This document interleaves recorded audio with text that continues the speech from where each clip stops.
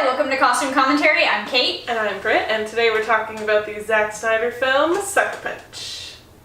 Spoiler alert! We're going to be talking about the end of this movie and a bunch of parts in the middle. So overall, we really enjoyed this film. It's a great work of art, but there's a few minor tweaks that we would make. Yeah, well, a few works. Yeah. It's not perfect. My main irk with it is that all of the guys tend to have a very similar look, and all the girls have a very similar look as far as their vibe, especially the girls. The best comparison I can think of is probably this between Mad Max, where you have characters like the Imperator Furiosa, and then you have someone whose name is literally Cheeto the Fragile. Yeah. And it's not insulting because you have all these other women with all these different varying personalities, and Sucker Punch, they were all like sexy hot badasses, which is empowering for some women, but not for all. And I think that's what it was missing, is that there wasn't a range. It is empowering, and the message of the film is to like kind of take back sexuality. But in taking it back, like, we have to realize that there's so many spectrums on sexuality. It's kind of one note as far as the women, but with some people's theories about what the movie really is about, maybe there's a reason for that. Because some people believe that all of the people, all of the women are just different figments of one character's imagination. Yeah.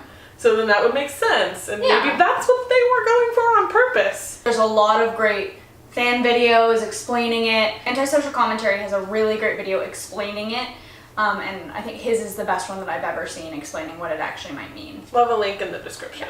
Watch it. So there's 4 real layers to the movie. One of them you never really talk about or see, and that's reality.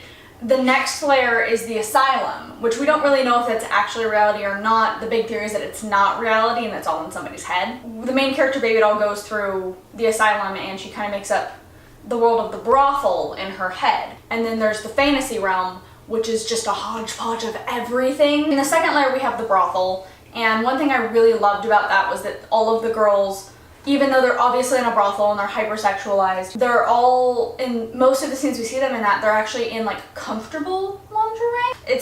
They're doing dance rehearsals, and so they're wearing a lot of things that you would see like ballerinas wear on their days off, like just for practicing, and it felt very natural for that because A, it's comfortable, B, they're in a brothel, but they still are like working and everything, so they're still wearing more normal lingerie-ish clothes. My favorite thing about the layers as far as differentiation is like the color changes that they go through. Yeah. The asylum is almost monochromatic with this gray-blue color, and everything looks kind of dirty, and then the brothel has a bit more color to it, but it still looks like it could take place in the real world. This is in her mind. This color is not existing where she is, so she's having to make up this color, but it could still be real.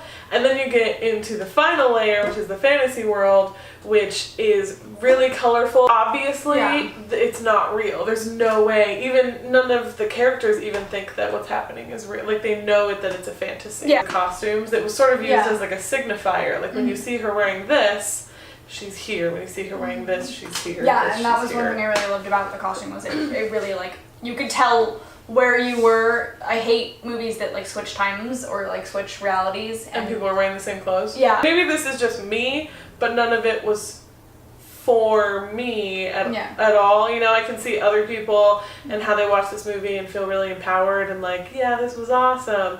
But at the end of it, I was like, that was a cool movie, but I didn't really feel anything else about it because I personally couldn't relate to any of those characters. Another character that gets overlooked a lot when people talk about the costumes from Sucker Punch, Blue.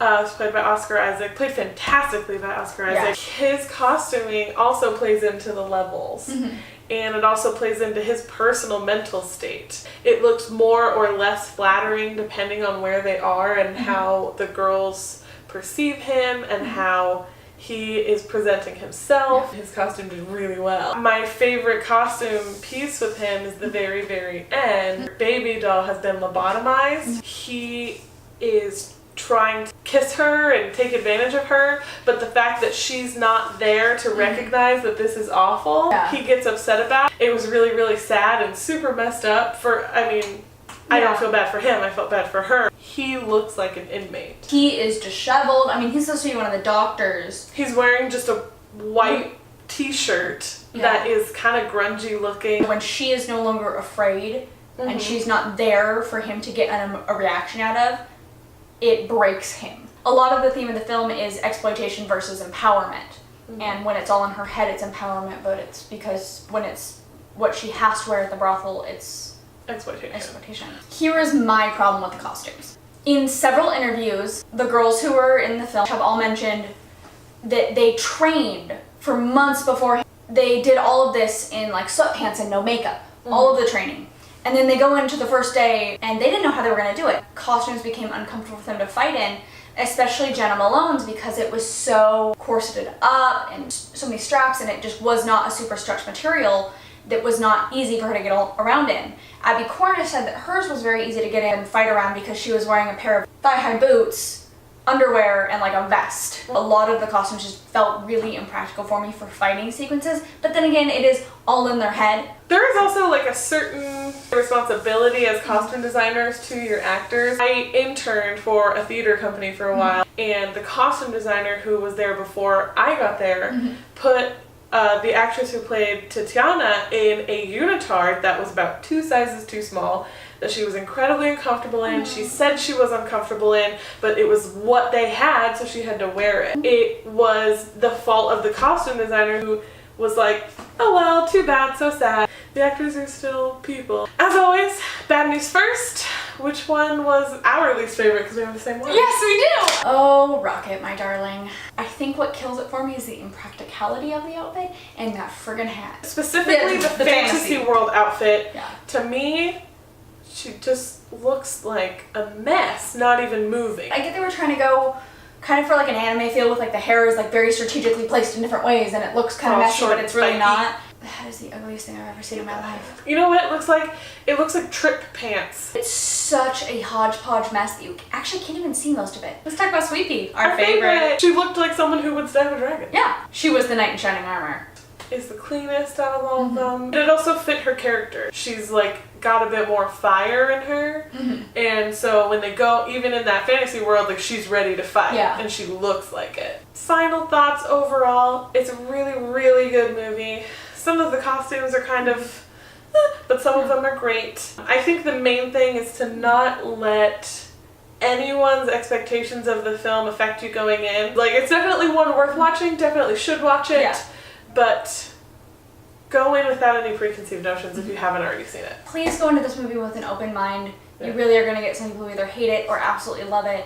Just go into it expecting to see a movie. Yeah, and decide for yourself. If you like this video, please make sure to give it a like and comment down below if there's any movie, TV show, video game, comic book, anything with costumes. Anything with costumes that you want us to review, because we would love to hear what you guys are looking forward to. This coming Wednesday we're going to be doing another tutorial, this time for gaiters, boot coverings, basically stuff for cosplay that you don't want to spend $150 buying boots.